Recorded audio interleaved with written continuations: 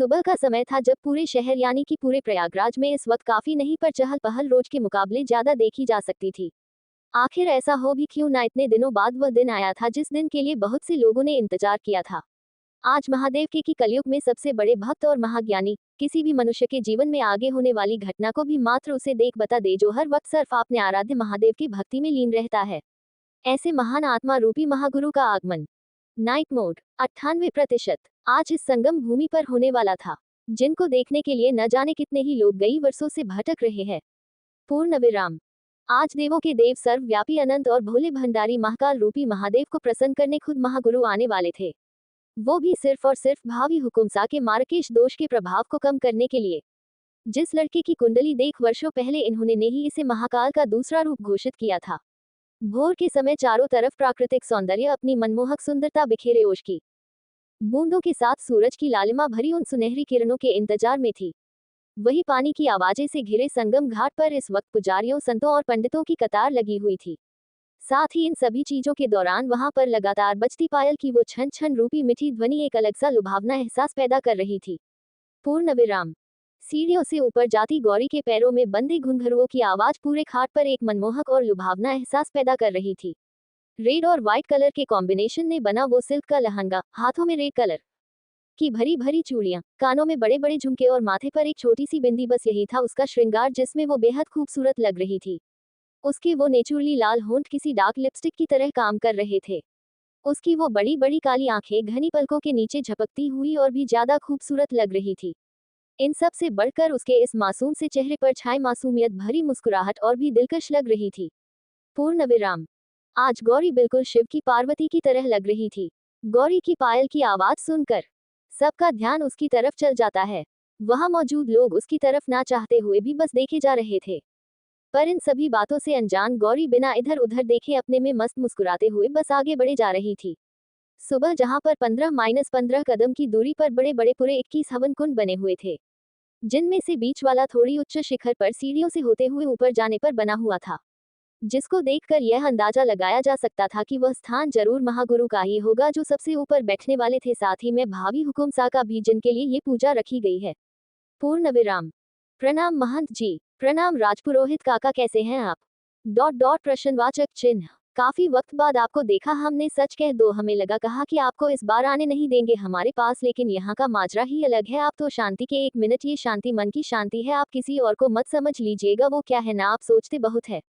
गौरी ने हवन कुंड की सारी सामग्री को देखते हुए और उन्हें व्यवस्थित रूप से रखते हुए राजपुरोहित जी और महंत जी को देख उनके पास जाकर उनके पैरों को छूते हुए शरारत से कहा, जबकि उसकी इस बात पर राजपुरोहित जी बिना हंसे रह नहीं पाए। वह आगे कुछ कहते उससे पहले ही गौरी को अपने कानों के पास अजीब सा महसूस हुआ। पूर्ण विराम। लेकिन ये क्या, अगले ही पल पीछे खड़े शख्स ने उसके कानों को पकड़कर मोड़ दिया, जिसे महसूस करते ही गौरी एकदम से दर्द के मारे चिंत पड़ी। हालांकि पीछे वाले इंसान ने ज्यादा तेजी से या जोर से उसके कान नहीं पकड़े थे, पर फिर भी गौरी तो ठहरी। गौरी उसे नौटंकी करना और दूसरे को परेशान करना कुछ ज्यादा ही पसंद था, पर इस बार वह पीछे वाले इंसान के बारे में अभी तक जान नहीं पाई थी, इसलिए उसकी इस मासूमियत से भरी हरकतें पीछे वाले इंसान के ऊपर थोड़ी सी भी असर नहीं करी, जिसे महसूस करते ही गौरी ने जब अपनी नजरों को पीछे करके पीछे खड़े इंसान को देखा तो उसकी आंखें हैं रानी से बड़ी की बड़ी हो गई, क्योंकि पीछे कोई और नहीं बल्कि अपने राजपूती पोशाक में हिमानी जी, दक्षा जी और मुक्ति जी के साथ खड़ी थी। पूर्ण विराम। और उनके हाथों ने उसके मासूम से कानून को पकड़े हुए उसे ही अपनी आंखें छोटी करके घूरे जा रही थी, जबकि पीछे खड़े राजपुरोहित अभी भी बस मुस्कुराए जा रहे थे।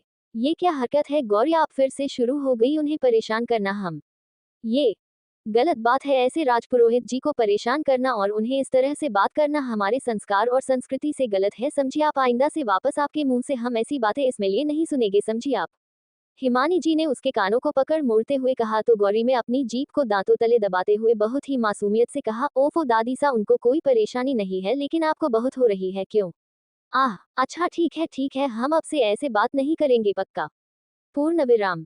गौरी के कानों को वापस से मोड़ते हुए हिमानी जी ने अपनी एक भौहें को ऊपर उठाते हुए उसकी तरफ देखा तो उसने आखिर में हार मानते हुए अपने हाथों को जोड़ वैसे ही हल्का सा सर झुकाकर कहा तो मुक्ति और दक्षा जी खुद को मुस्कुराने से नहीं रोक पाए, जबकि वहां खड़े महंत जी और राजपुरोहित जी तो अभी भी लगातार मुस्कुराए जा रहे थे।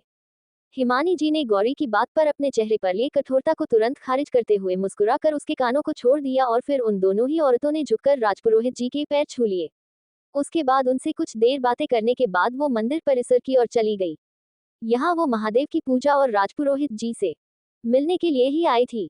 पूर्ण विराम। राजपुरोहित काका, जरा आप एक बार महंत जी के साथ सारी चीजें देख लीजिए, कहीं कोई कमी तो नहीं ना रह गई। हमसे वो क्या है ना, आज हम अपने आराध्य महादेव की भक्ति में कोई कमी नहीं छोड़ना चाहते और ना महागुरु जैसे तेज प्रतापी और अलौकिक व्यक्तित्व को धारण करने वाले महान आत्मा की सेवा में कोई कमी या गलती से भी गलती नहीं करना चाहते। गौरी ने इधर उधर पूरे मंदिर के प्रांगण से घाट पर हुई तैयारियों को देखते हुए परेशानी भरी भाव से राजपुरोहित जी से पूछा, जो बस एकटक उसके चेहरे के भावों को देख मन ही मन मुस्कुराए जा रहे थे। वैसे महंत जी, आपको क्या लगता है, जब महादेव के लिए कोई काम गौरी अपने हाथों में और करे तो उसमें कोई गलती की गुंजाइश रह जाती है भला? राजपुरोहित जी ने अपने पास खड़े महंत जी की तरफ देखकर कहा। पूर्ण विराम। राजपुरोहित जी की बात सुनकर महंत जी ने मुस्कुराकर अपना सर हाँ में हिलाते हुए कहा, नहीं, हमें तो ऐसा नहीं लगता, और जहाँ बात खुद महाकाल की आती है तो गौरी एक छोटी सी भी गलती करने की गुंजाइश नहीं करती, इसलिए कह रहे हैं गौरी बिटिया, तुम्हें चिंता करने की कोई जरूरत नहीं है। तुमने पहले से ही सभी तैयारियां बखूबी कर रखे हैं, जिनमें कोई भी कमी ढूंढने से भी नहीं मिलने वाली, इसलिए तुम निश्चिंत होकर पूजा की तैयारियों को एक बार फिर से देख लो। बाकी हम लोगों ने तो सब कुछ एक बार देख ही लिया है, पर फिर भी तुम अपनी तसल्ली के लिए ऐसा कर सकती हो, हम ठीक है। महंत की बात सुनकर गौरी ने चिंता भरी नजरों से उनकी तरफ देख अपना सर हम हिला दिया और फिर उनसे कुछ देर और भी चीजों के बारे में बात करने के बाद आगे बढ़ गई। पूर्ण विराम। किसी अनजान जगह। उद्धरण चिन्ह dot dot dot dot dot dot. मैं आ गई हूँ रुद्र सिंह ठाकुर, तुम्हें हमेशा के लिए अपना बनाने, सालों से जिस चीज का इंतजार किया है वह अब मैं पूरा करके ही रहूंगा, क्योंकि इस बार तुम्हारी फैमिली से भी तो मिलना होगा, और जब फैमिली मिलेगी तभी तो मेरा प्लान काम करे, नहीं? हाँ हाँ हाँ, अब देखना, तुम पर सिर्फ मेरा हक होने वाला है, तुम पर ही नहीं बल्कि तुम्हारी सारी प्रॉपर्टी और बैंक बैलेंस पर भी। आखिर वो तुम्हारे साथ दहेज में जो मिल रहे हैं मुझे, अब देखती हूँ मैं तुम्हें, मिस काया सिन्हा, कैसे तुम मुझसे मेरा रुद्र छीनती हो। ब्लैक कलर की वन पीस ड्रेस पहने, चेहरे पर ढेर सारा मेकअप लगाए हुए वो बस एकटक सामने लगे मिरर में खुद को निहारे जा रही थी और शायद ये सोच रही थी कि उससे ज्यादा खूबसूरत शायद ही इस दुनिया में कोई होगा। इस वक्त उसका ऐसा कहना लाजमी था। पूर्ण विराम। खूबसूरत तो बहुत लग रही थी, पर सिर्फ अपने चेहरे पर लगी हुई उस सफेदी की चमकार की वजह से। उसके पीछे बेड पर लेटा एक लड़का न जाने कब से उसे अपनी हवस भरी नजरों से दूर जा रहा था। जब उसने उसके मुंह से रुद्र का नाम सुना तो गुस्से में बगल में रखा हुआ वास उठाकर उस लड़की के ऊपर फेंक दिया, जिससे एक जोरदार चीज उस पूरे कमरे में गूंज उठी और वह लड़की अगले ही पर नीचे जमीन पर बेसुध से गिरी हुई थी। यू ब्लडी हेल, मेरे ही सामने उसका तारांकन का नाम लेने की जरूरत क्या थी? हाँ, लो गई ना बिना अपने सपने पूरे किए इस दुनिया से, इसीलिए कहता हूँ अगर मेरे सामने रहो तो अपनी मुंह बंद करके रखो, वरना फिर अपने लिए मौत का दरवाजा खुद ब खुद खोल लो। आई बड़ी रूठ चाहिए था, आखिर है क्या उसमें? मैं अधिराज राठौर उससे कहीं गुना सारा काबिल हूँ। पूर्ण विराम। अपनी गलतफहमी में जीता हुआ अधिराज वहां से एक आप ही बात उस लड़की को देख अपने शर्ट उठा बाहर निकल गया। यही तो उसकी कमजोरी थी, पहला लड़की, दूसरा उसका गुस्सा। जब ये दोनों ही उसके पास रहते हैं तो हमेशा हार उसकी होती थी। बचपन से लेकर आज तक हाय एक चीज में रुद्र से हारने के बाद उसके दिल में रुद्र के प्रति इतनी ज्यादा नफरत आ गई थी कि शायद ही अब बिना उसकी जान लिए या अपनी जान दिए अब वो मिटने वाली नहीं थी। हालांकि इस नफरत की एक सबसे मजबूत कड़ी खुद उसकी मां सारिका राठौर थी। चालबाज, घमंडी और बहुत ही दुष्ट किस्म की औरत, जिसे पैसे, पावर और रुतबे का ही नशा था। अपने इसी नशे को पूरा करने के लिए ना जाए उसने अब तक कितने पाप किए थे जिनका घड़ा शायद अभी भरा नहीं था। पूर्ण विराम। संगम घाट। अभी भी भोर का ही समय होने की वजह से चारों तरफ पानी की और चिड़ियों की चहचहाहट की आवाज पूरे वातावरण को बहुत ही ज्यादा मनमोहक बना रही थी। अभी भी चारों तरफ आज से शुरू होने वाले यज्ञ की तैयारी ही चल रही थी, साथ ही महागुरु के आने का स्वागत भी अभी से ही देखा जा रहा था कि कहीं उनकी आवभगत में कोई कमी ना रह जाए। आखिर ये सब कुछ खुद राजघराने के शाही परिवार और खुद हुकुमसा के द्वारा करवाया जा रहा था। इन सभी बातों और चीजों के बीच घाट के आखिरी सीढ़ी पर बैठे हुए दो लोग अपनी अपनी परिस्थिति से लड़ते हुए बस सामने की तरफ बहती हुई नदी को ही देखे जा रहे थे। जहां एक के चेहरे पर चिढ़ तो दूसरे के चेहरे पर इरिटेशन और फ्रस्ट्रेशन के भाव आसानी से देखी जा सकते थे। पूर्ण विराम। उद्धरण चिन्ह dot dot dot dot dot dot dot. आप दोनों जालिम इंसान को आखिर मुझ जैसे प्यारे और छोटे से बच्चे से प्रॉब्लम ही क्या है, जो हर बार हमेशा आप दोनों हमारी ही नींद के दुश्मन बने फिरते हैं? आपको पता है आज मुझे मेरी ड्रीम गर्ल मिल ही गई थी, लेकिन सिर्फ आपकी और आपके उस जल्लाद जिगरी यार की वजह से हमारी मतलब मेरी ड्रीम गर्ल मुझसे बिना मिले ही चली गई। I hate you both. पिछले 10 मिनटों से घाट की आखिरी सीढ़ी पर कार्तिक से एकदम चिपक कर बैठा हुआ अखंड अपने सर पर अपने हाथ को रखते हुए रोने की एक्टिंग कर बस बार बार इन्हीं शब्दों को दोहराए जा रहा था, जिससे अब कार्तिक बहुत बुरी तरह से इरिटेट हो चुका था। उसका तो मन कर रहा था। पूर्ण विराम कि अभी इस अपने बगल में बैठे इस पागल इंसान का गला घोंट दे, पर अफसोस वो ऐसा कुछ भी नहीं कर सकता था।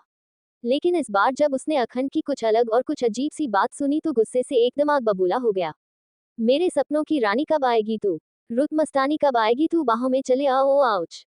अखंड ने शुरू तो गाने से किया था, लेकिन उसकी छिछोरी हरकतों की वजह से कार्तिक ने तुरंत उसकी पीठ पर एक जोरदार मुक्का जड़ दिया, जिससे अखंड एक तेज आवाज के साथ अपने पीठ को बस सहलाता ही रह गया। क्या कार्तिक भाई, आपसे मेरी 2 पल की खुशी भी बर्दाश्त नहीं हुई? बिल्कुल अपने उस जल्लाद दोस्त की तरह। ये तो बहुत गलत बात है। आइए अब मैं आपसे बात नहीं करूंगा और आपके इस जल्लाद दोस्त से तो बिल्कुल भी नहीं। पूर्ण विराम अखंड ने सामने अपनी तरफ पीठ किए पानी के बीचों बीच हाथों को ऊपर हवा में जोड़े रुद्र के देख मुंह बनाकर कहा तो कार्तिक ने अपना सर हिला दिया, जैसे कह रहा हो इस महाशय का कुछ भी नहीं हो सकता है। अखंड आज सुबह बहुत ही खूबसूरत सपना देख रहा था, जिसे कार्तिक और रुद्र ने चकनाचूर कर दिया, जिसकी वजह से वह अभी भी रूठा हुआ वहीं बैठे इधर उधर बस देखे जा रहा था।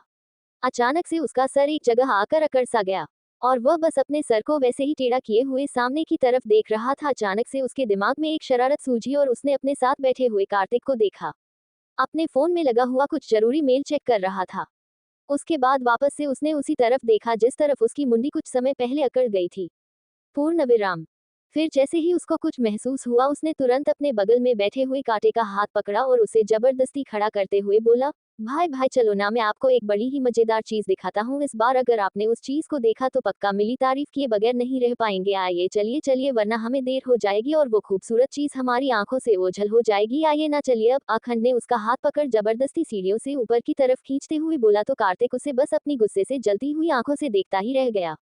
Dot dot dot dot dot dot dot dot dot पूर्ण विराम वो अखंड के स्वभाव से समझ गया था कि जरूर ये कांडी कोई ना कोई कांड करने के लिए ही अभी अपने दिमाग को चला रहा होगा, पर वो उसे मना करता या फिर कुछ और कहता उससे पहले ही उसकी बात शुरू होने से पहले ही काटते हुए अखंड थोड़ी तेज आवाज में सामने से दूसरी तरफ से आती गौरी को दूसरी तरफ जाता देख बोला, गौरी दीदी गौरी दी, हाँ यहाँ आइए, हमें आपसे कुछ काम है। वहीं से बोलते हुए वो गौरी की नजरों को अपने ऊपर महसूस कर अखंड ने उसे अपनी तरफ हेल्प के लिए बुलाते हुए कहा तो गौरी भी बिना कुछ सोचे समझे बस हमें सर हिला मुस्कुराकर उसकी तरफ चल पड़ी, जबकि कार्तिक अभी भी बस अखंड को ही घूरे जा रहा था।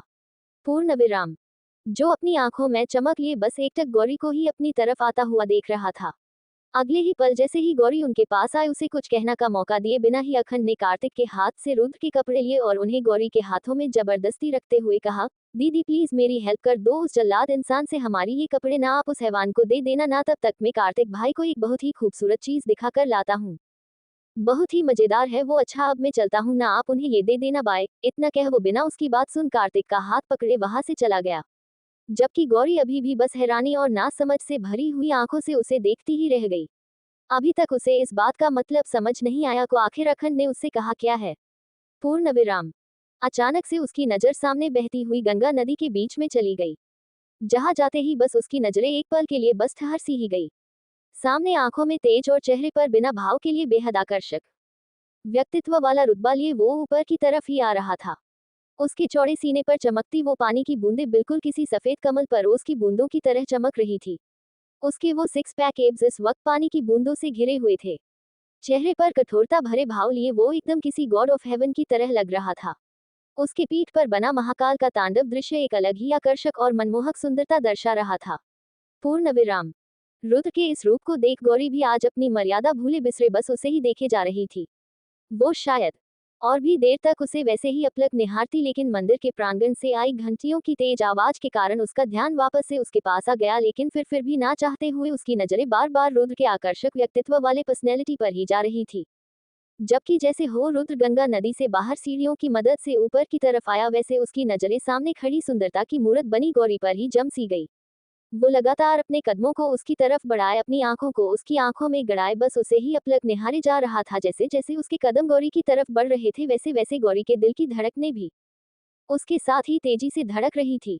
पूर्ण विराम गौरी की धड़कनें अब रोलर कोस्टर से भी कहीं ज्यादा तेज धक रही थी।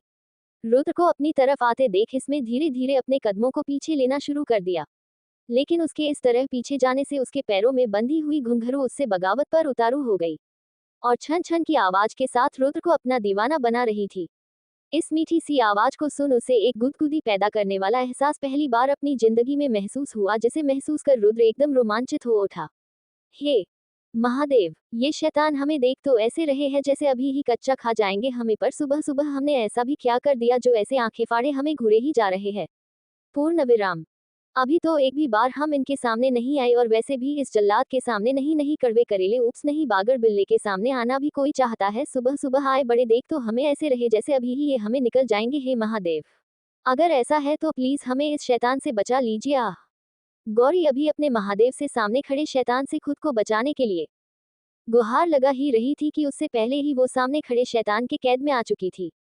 हाँ, पर अब सीन उल्टा हो गया था। कुछ देर पहले जो रुद्र उसे अपनी शांत आंखों से देखे जा रहा था, अब उसकी उन्हीं शांत आंखों में बेहिसाब चिढ़ भरे भाव ने अपनी जगह ले ली थी। पूर्ण विराम। अब आगे उंगली से नीचे की ओर इशारा। आसमान में छाई हल्की धुंध और उस पर सूरज की पहली किरणों की छाई लाली के बीचों बीच एक दूसरे से लिपटे हुए वो एक दूसरे में खोए हुए से बस एकटक एक दूसरे के आंखों में ही देखे जा रहे थे। गौरी के हाथ इस वक्त रुद्र के खुले हुए सीने पर थे, जिसके कारण वो उसके दिल की असमान हुई धड़कनों को बड़े ही आराम और आसानी से महसूस कर पा रही थी। जबकि दूसरी तरफ रुद्र अपने हाथों की पकड़ गौरी की कमर पर मजबूत लिए उसे अपने बेहद करीब करे खड़े बस उसकी आंखों में ही देखे जा रहा था। अचानक से उसके कानों में कुछ आवाजें गूंजने लगी, जिसे सुनते ही उसने अपनी आंखें छोटी छोटी करके गौरी को घूर कर देखने लगा। क्या कहा अभी तुमने? मैं शैतान हूँ? नहीं नहीं, मैं तो क्या था वो? हाँ, मैं तो जल्लाद हूँ जो तुम्हें कच्चा ही खा जाएगा, और न जाने क्या क्या और कितनी तारीफ तुमने सिर्फ चंद लफ्जों और बातों में मेरी कर दी है, तो अब इस नेक काम का इनाम भी तो तुम्हें अभी मिलना चाहिए। नहीं। रुद्र के मुंह से इन सभी बातों को ध्यान से सुन रही गौरी ने जब इनाम वाली बात सुनी तो अपनी आंखें बड़ी बड़ी करके उसने तुरंत अपने हाथों को रुद्र के सीने से हटा अपने होठों पर रख दिया। पूर्ण विराम। जबकि उसकी इस हरकत से रुद्र के आकर्षक चेहरे पर एक ना दिखने वाली इनविजिबल मुस्कान खिल उठी, लेकिन फिर भी उसने पैनी नजरें गौरी को ही घूरे जा रही थी। अगले ही पल वो उसके थोड़ा और करीब आया, फिर धीरे धीरे अपने चेहरे को उसकी तरफ झुकाने लगा, जिसे देख गौरी की आंखें अब और बड़ी हो गई। उसके हाथ अपने होठों के पास और कस गए, लेकिन ये क्या, रुद्र तो उससे भी एक कदम आगे निकला। उसने धीरे से अपने होठों को गौरी के गर्दन पर रख उन्हें चूमते हुए अपने दांतों को धंसा दिया, जिससे गौरी की दर्द के मारे हल्की सियाह निकल गई और साथ ही में उसके माथे पर एक छोटा सा कटका मार्क बन गया। उसने गुस्से से रुद्र की तरफ देखा, जो अपनी शरारत से भरी चमकती आंखों से उसे ही देख रहा था। पूर्ण विराम। गुस्से से वो आगे कुछ कहती उससे पहले ही रुद्र ने उसके हाथों में पकड़े अपने लटके हुए कपड़े लिए और आगे बढ़ गया, जबकि वहां पर खड़ी गौरी उसे अभी भी घूरे जा रही थी। जैसे ही रुद्र उसकी आंखें से ओझल हुआ, वैसे ही वो भी अपना पैर पटकती हुई वहां से दूसरी तरफ चली गई। जबकि अब रुद्र गुस्से से कार्तिक और खंड को ढूंढ रहा था, जिनकी वजह से अब उसे लेट हो रहा था। मंदिर में पूजा करने के बाद वो जैसे ही बाहर आया, उसकी नजर सामने मंदिर के आखिरी छोर और पिछले हिस्से पर गई, जहां गौरी किसी की बाहों में घड़ी थी। ना जाने क्यों, लेकिन ये नजारा देखते ही रुद्र गुस्से से बौखला गया और न चाहते हुए भी उसके कदम उसी दिशा में बढ़ गए। पूर्ण विराम। इस वक्त उसे इतना गुस्सा आ रहा था कि वो अभी इसी वक्त गौरी के करीब उसके कमर पर रखे हुए हाथों को उसको उखाड़ फेंके। ये एहसास बहुत ही ज्यादा अजीब था, जिसे वह खुद भी समझ नहीं पा रहा था और ना ही समझने की कोशिश कर रहा था। जबकि इन सब से दूर गौरी के चेहरे पर अचानक से आई मुस्कुराहट रुद्र के रौद्र रूप को जगा गई। उसके करीब पहुंचते ही रुद्र ने तुरंत अपने एक हाथ को उसकी कमर में डाल झटके से उसे अपनी बाहों में खींच लिया। ये उतना ही तेजी से हुआ था जितना अचानक गौरी को तो कुछ समझने का मौका ही मिला, और अगले ही पल वो एक जोरदार आवाज के साथ रुद्र के सीने से का भिड़ी और उसकी नाक एकदम लाल टमाटर की तरह लाल हो गई। पर उसकी लाल नाक रुद्र के चेहरे पर छाए हुए बेहिसाब गुस्से की लाली के आगे कुछ नहीं थे। पूर्ण विराम। जो सामने खड़े इंसान को देख और भी ज्यादा हर बीतते पल के साथ बढ़ता ही जा रहा था। हालांकि इन सभी बातों से उलट गौरी में जब उसकी जानी पहचानी करीबी महसूस की तो एकदम उसके गले से लग एक शांत भरी गहरी सांस ली, जबकि उसके इस व्यवहार से रुद्र एकदम से चिढ़ गया। आखिर ये लड़की इतनी बेवकूफ क्यों है? जब इसे अपने लिए कुछ बोलना चाहिए, कुछ करना चाहिए, तब ये किसी मूर्ति की तरह एक जगह जम कर खड़ी हो जाएगी। ये नहीं कि जैसे दूसरी के लिए लड़ती है, खुद के लिए भी खड़े होने की हिम्मत रखे। जबकि इन सभी बातों के दौरान सामने खड़े अधिराज के चेहरे का रंग एकदम से काला पड़ गया और उसकी आंखें गुस्से से लाल हो गई जब उसने अपनी चीज को अपने सबसे बड़े दुश्मन की बाहों में देखा। पूर्ण विराम। उसने गुस्से से रुद्र की तरफ घूरा और फिर गौरी को अपनी अजीब सी निगाहों से घूरते हुए बोला, बेबी अभी तो तुम मुझे किस करने वाली थी ना? क्यों, अब क्या हुआ? चलो आओ, कम ऑन किस मी। और तू उप्स कुंवर सा, आपको ये ऐसी ओछी हरकत शोभा नहीं देती? किसी पर आए और कुंवारी लड़की को यूं सारे आम अपनी बाहों में ले खड़े रहना? आखिरी बिना रिश्ते के कोई कैसे एक दूसरे से इस तरह चिपक कर खड़ा हो सकता है? हम बोलिए डॉट डॉट। एक मिनट, कहीं तुम्हारा गौरी इससे कुछ चल तो नहीं रहा है ना? कोई रिश्ता तो नहीं बना लिया चार दीवारी के अंदर इतनी जल्दी, जो मुझे एक किस देने से भी इनकार है? धड़ाम। इसके आगे वो कोई बोल ही नहीं पाया क्योंकि रुद्र के एक ही पंच से वो औधे मुंह नीचे जमीन पर पड़ा हुआ था। पूर्ण विराम। जबान संभाल कर बात कर वरना मुझे एक पल भी लगेगा तेरी इस जबान को काटने में, समझा। वो तो शुक्र मना आज तू मेरे आराध्य महादेव के इस पावन और पुण्य धरती पर खड़ा है जहां मैं गंदे लोगों को हाथ नहीं लगाता, वरना फिर तुझे बहुत ही आराम से बताता कि आखिर मेरा इसके साथ चार दीवारी के पिसी रिश्ता क्या है। और हमारे बीच चाहे जो भी रिश्ता हो या ना हो, लेकिन इस बात को ध्यान में रखना कि मैं तुम्हारा इसके साथ कोई भी रिश्ता नहीं होने दूंगा। मेरी रुद्र ठाकुर की ये बात अपने दिल और दीमक में बैठा ले, तेरा वक्त आने वाला है बस कुछ दिन और उसके बाद। अपनी बात बीच में ही छोड़ते हुए अपनी वार्निंग भरी नजरों से जमीन पर गिरे अधिराज को देख रुद्र ने गौरी का हाथ मजबूती से पकड़ा और उसे लेकर आगे बढ़ गया। पर इन सब के दौरान गौरी एकदम से चिहुंक गई थी। पूर्ण विराम। क्योंकि रुद्र ने अधिराज को आराम से ही थप्पड़ मारा था जो 10 लोगों के एक साथ वार करने जैसा था। कुछ कदम पर जाते ही रुद्र में गौरी का हाथ छोड़ा और गुस्से से उसे घूरते हुए एक नजर उसकी कमर पर डाल सामने बने तलब में उसे धक्का दे दिया। आखिर वो कैसे उसके ऊपर किसी और की छुबन बर्दाश्त कर सकता है। ये क्या किया आपने पागल सन की इंसान ऐसे कोई करता है, भला भिगा दिया ना आपने हमें पूरा बागर बिल्ले कहीं के कहा जा रहे हैं आप। सुनिए आप, अरे ऐसे कैसे जा रहे हैं आप, हमें बाहर तो निकालिए। सुनिए राक्षस सिंह, नहीं नहीं शैतानों के महाराज, अरे नहीं। Cold sweat smile. गौरी ने रुद्र को खुद को यूं ही अकेला छोड़ जाते हुए देख तेज तेज बोलते हुए उसे रुकने को कह रही थी, लेकिन रुद्र उसकी सारी बातें इग्नोर कर वहां से जा चुका था। लेकिन छोड़ गया गौरी के चेहरे पर बेहिसाब गुस्सा और चिढ़ वाले भाव। पूर्ण विराम। सुबह के 10 बजे मंदिर का परिसर, सारी तैयारियां पूरी हो चुकी थी और वहां लोगों का आगमन भी हो चुका था। लेकिन अब बस इंतजार था तो सिर्फ दो लोगों का, जो दोनों ही आज के इस पूजा के मुख्य व्यक्ति थे। लोगों की मदद करती हुई गौरी अपने काम में एकदम लीन थी। पीछे उसके पूरे कतार से लोगों की भीड़ जमा थी क्योंकि आज वहां बहुत से लोगों को पूजा समापन के बाद महाभोज का निमंत्रण था। Excuse me, oh you just get out of my way. अरे तुम ही से कहा सुनाई नहीं दिया क्या? ओ गॉड, ये गवार लोग भी ना। 1 night mode 100%। Piece short frock पहने, चेहरे पर दुनिया भर का मेकअप और उस पर छाई चिढ़ उस लड़की के व्यवहार और कैरेक्टर के बारे में साफ साफ चिल्लाकर बता रही थी। अपने रास्ते में इतनी भीड़ को देख और आसपास हल्की हल्की उड़ती हुई धूल की वजह से उसके चेहरे का रंग उड़ चुका था। पूर्ण विराम। वो लोगों को अपने रास्ते से हटाने के लिए उन्हें धक्का देते हुए आगे बढ़ती जा रही थी और न जाने क्या क्या उनके बारे में बुरा भला बड़बड़ाए जा रही थी। ओ यू ऑल गांव के गंवार, तुम ही लोगों को अपने रास्ते से हटने के लिए कह रही हूँ मैं, सुनाई नहीं देता है क्या? एक बार में जब देखो तब आ जाते हैं मुफ्त का खाने, गरीब लुजस कहीं के, ना कोई क्लास है ना ही कोई हैसियत। अबे हट यार बुड्ढे। Dot dot dot dot dot उद्धरण चिन्ह। सामने रास्ते में खड़े एक 70 साल के बुजुर्ग से आदमी को अपने रास्ते से हटाने के लिए जानबूझकर तेजी से धक्का देते हुए उसने अपने हाथों को साफ किया और फिर मुंह बनाकर आगे बढ़ गई।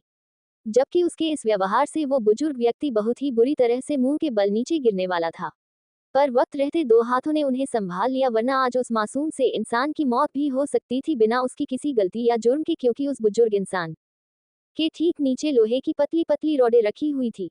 पूर्ण विराम। जबकि उस लड़की ने अपने बालों को झटकते हुए बिना पीछे मुड़ ये देखने की कहीं उस बूढ़े आदमी को कुछ हुआ तो नहीं है। पर ये क्या, अभी उसने मुश्किल से 4 कदम आगे बढ़ाए थे कि तभी एक तेज आवाज के साथ वो नीचे जमीन पर बहुत ही बुरी तरीके अस्त व्यस्त ढंग से गिरी पड़ी थी। जबकि उसकी इस तरह अचानक से जमीन पर गिरने की वजह से वहां मौजूद सभी लोगों की हंसी निकल गई। आखिर उसकी पोजीशन भी तो वैसे ही थी।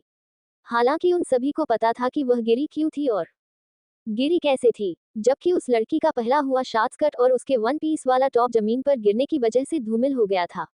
ना सिर्फ उसके कपड़े बल्कि मुंह के बल गिरने की वजह से उसका चेहरा और उसके बाल भी मिट्टी में सन चुके थे, क्योंकि वहां पानी की हल्की छिंटे मारी गई थी जिससे ढूंढने पर लोगों को और पूजा में कोई परेशानी ना हो। पूर्ण विराम। यू ब्लडी वीच, किसकी इतनी हिम्मत हुई कि मुझे धक्का देकर नीचे गिराया? उसकी तो मैं जमीन से उठते हुए अपने कपड़ों और बालों को साफ करती हुई उस लड़की ने गुस्से में बिना इधर उधर देखे चिल्लाते हुए कहा। लेकिन अगले ही पल वो दोबारा पीछे से धक्का लगने की वजह से नीचे जमीन पर गिरी हुई थी। जबकि उसके पीछे खड़ी गौरी अपने दोनों को हाथों को आपस में उलझाए हुए बस उसे ही अपनी मुस्कुराहट लिए देखे जा रही थी। जब जमीन पर भी सोच से गिरी हुई उस लड़के ने अपना चेहरा उठाकर उसकी तरफ देखा तो धूप में सोने की तरह चमकता हुआ उसका वो बेहद खूबसूरत चेहरा देख उसकी आंखें खुद ब खुद उसके उसी सादगी भरे हुए चेहरे पर जम सी गई। हाँ, उसने बिना मेकअप के भी बहुत सी लड़कियों को देखा था जो खुद भी अच्छी लगती थी, लेकिन यहाँ तो उसके इस सादगी भरे रूप को देख मंदिर में बनी माता पार्वती की मूर्ति बेख्याकता ही याद आ गई। पूर्ण विराम। लेकिन जैसे ही उसकी नजर गौरी की मुस्कान पर गई और उसकी आंखों में छुपे मजाक को देख उस लड़की का पारा हाई हो गया और वह वापस से अपने सेंस में आ गई। अब तो जैसे उसके जलन और गुस्से की कोई सीमा न रही, उसने जमीन से वापस उठते हुए बिना आव देखे न ताव सीधा अपना हाथ उठाकर उसकी तरफ उसे मारने के लिए आगे बढ़ाया, लेकिन फिर अगले ही पल उसके उन मुलायम हाथों की टूटने की आवाज सुनाई पड़ी। आह, तुम गांव की गंवार बहन जी, तुम्हारी हिम्मत भी कैसे हुई मुझे नीचे गिराने की? हाँ, और अब तुमने मेरे हाथों को क्या किया ये इतना दर्दा? You bloody rusk! अपने गुस्से और दर्द से भरी आवाज में उस लड़की ने अकड़ते हुए जैसे ही आगे कहना चाहा, वैसे ही उसकी बात बीच में ही काटते हुए गौरी ने सीरियस होकर बोला, नो बेबी, ऐसी गलती फिर कभी नहीं करना। वो क्या है ना, जब हमें कोई इतने प्यार से ये इतना प्यारा नाम देता है ना, तो हमसे हजम नहीं होता और हम वापस से उसी नाम का मतलब फुल पिक्चर के साथ नाम देने वाले को ही दिखाते हैं। तुम कहो तो पिक्चर दिखाऊं? पूर्ण विराम। आह, वैसे तुमने तो सोचा था कि ये जो अभी तुम्हें दिया है ना, वो ही पिक्चर होगा? नहीं, ग्रिन पर उफे तो हमारा बस एक ट्रेलर था, पिक्चर तो अभी बाकी है। अब अगर अपने इन मासूम और नाजुक से हाथों की बची कूची हड्डियों को भी बचाना है तो सामने खड़े उन बाबा से जाकर कायदे से माफी मांगो, वरना फिर तो शायद ही तुम्हारे ये मेकअप में काम होने वाले हाथ सूली पर चढ़ हमेशा के लिए इस दुनिया से रवाना हो जाएंगे। गौरी ने उसके मुड़े हुए हाथों पर अपनी पकड़ और मजबूत करते हुए हल्का गुस्से में सामने पेड़ की छाव में बैठे ब्राउन कलर की सॉल से अपने आप को पूरा ढके हुए उस बुजुर्ग आदमी को देख कहा, जिसका चेहरा तक ठीक से नहीं दिख रहा था। माफी, और वो भी मैं कभी नहीं, मैं इस बुढ़े से माफी कभी नहीं मांगूंगी, चाह तुम जो भी कर लो। आह! एक बार फिर से उसकी चीख की आवाज गूंज उठी। क्या हो रहा है यहाँ पर? तुम ये क्या कर रही हो? छोड़ो उसे! वहां आए इस भरी और कठोर आवाज को सुन सभी लोगों ने अपना सर नीचे झुका 2 कदम पीछे खींच लिया, जबकि गौरी अभी भी वैसे उसका हाथ मोड़े अपना सर ऊपर ऊंचा उठाए खड़ी थी। पूजा समाप्त हो चुकी थी। वहां मौजूद सभी लोग एक आखिरी बार महादेव की उपासना में लीन हुए पड़े थे। है महादेव, जिस राज को हम सब ने अब तक ये सोचकर छिपाए रखा कि आगे आने वाले समय में जब वो साथ होंगे तब पूरे सच्चाई के साथ उन्हें वो राज भी कह देंगे, परंतु अब समय और परिस्थिति दोनों ही बहुत अलग है। हमें आज अपने ऐसे माझधार में लाकर खड़ा कर दिया है जहां से निकाला हमारे लिए नामुमकिन है। अब आप ही कोई रास्ता दिखाए भोलेनाथ, आपका ही सिर्फ अब सहारा रह गया। नाइट मोड 100% है। अपने हाथों को जोड़े बलवंत जी आंखें बंद किए ही महादेव से अपनी मन की बात कही, जिसका जवाब तो अब वक्त ही बताने वाला था। पूर्ण विराम। कहते हैं कि किस्मत और वक्त दोनों ऐसी चीज है जो राजा को रंक और रंक को राजा बना देती है। ठीक ऐसा ही खेल किस्मत और कायनात ने भी शिव और गौरी के रिश्ते के साथ खेलने की योजना बनाए बैठा था। हे भोलेनाथ, हमने आपसे ज्यादा कुछ तो नहीं मांगा है आज तक, लेकिन एक चीज बड़ी ही शिद्दत से मांगा है आपसे। प्लीज भोलेनाथ, आप सुहानी भाभी सा की गोद भर दीजिए। प्लीज भोलेनाथ, आपको तो पूरी दुनिया दिखाई देती है ना, तो आप उनके दर्द को भी देख सकते हैं। हमें बिल्कुल भी अच्छा नहीं लगता है जब लोग और बुआ सा उन्हें एक मां ना बन पाने की वजह से ताने देती है। माँ अब तो जानती है नायक माँ बनने का सुख कैसा होता है, उसके लिए कितने एहसास और जिज्ञासा रहती है एक औरत के लिए। प्लीज हमारी ये विनती स्वीकार कर लीजिए माँ, प्लीज महादेव। पूर्ण विराम। एक दूसरे में अपने हाथों को रख जोड़े हुए गौरी ने महादेव और माता पार्वती से विनती करते हुए कहा, 1 साल से वो लगातार सिर्फ एक यही चीज वो इनसे मांगती आई है। ये तो उसका पहला और हमेशा सेम रहने वाली विश थी। बाकी उसने है वक्त सिर्फ इस परिवार को खुशी की मांगी थी, उस भोले भंडारी से जिन्होंने सिवाय उसे दुख दर्द के और कुछ नहीं दिया था। लेकिन हाँ, ये जरूर था को उन्होंने हमेशा से उससे उसकी चीजें छीनी थी। एक तरफ जहाँ गौरी और रुद्र अपने में लीन थे, वहीं दूसरी तरफ इस वक्त पूरे परिवार के चेहरे पर चिंता की लकीरें छाई हुई थी, जिन्हें कोई भी साफ साफ महसूस कर सकता था अगर करना चाहे तो। पर इन सब में काया और सारिका के साथ ही अधिराज वहां से निकल चुके थे जहां उन्हें आज जाना था। पूर्ण विराम।